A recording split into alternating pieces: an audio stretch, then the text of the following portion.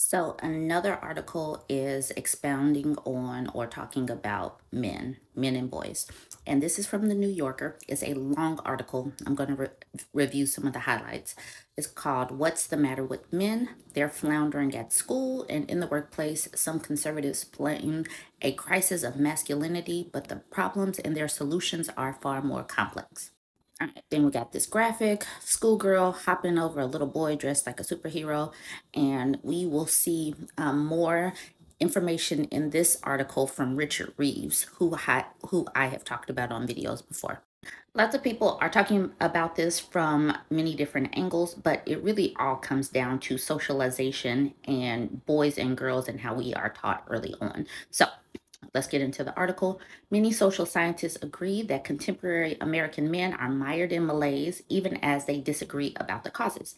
In academic performances, boys are well behind girls in elementary school, high school, and college, where the sex ratio is approaching two female undergraduates for every one male. Rage among self designated incels and other elements of the online manosphere appear to be steering impressionable teens towards misogyny. Men are increasingly dropping out of work during their prime working years, overdosing, drinking themselves to death, and okay, so basically deaths of despair. Okay, and then I skip down a little bit. Yet, for all the strides that women have made since gaining the right to vote, the highest echelons of power remain lopsidedly male. So, all these issues that males are having in school and work, the power is still with men. So, if the power is with men, why aren't men fixing it? Because they don't really want to, basically. It doesn't seem to me. Okay, skip down. Richard Reeves, yeah.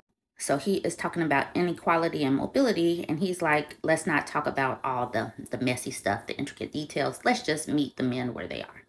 So this is where he is a conscientious objector in the culture wars, and he would like to skip past the moralizing and analyze men in the state where he finds them. And that's when he starts talking about his book of Boys and Men. I still have not read the book. I've just reviewed some of his videos.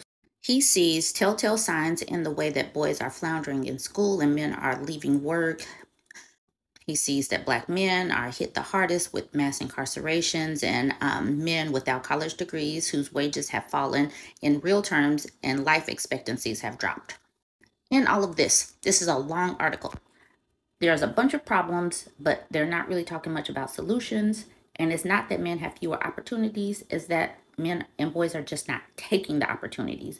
Girls and women are just outperforming men and boys. We'll have to just continue this conversation. Like, comment, share.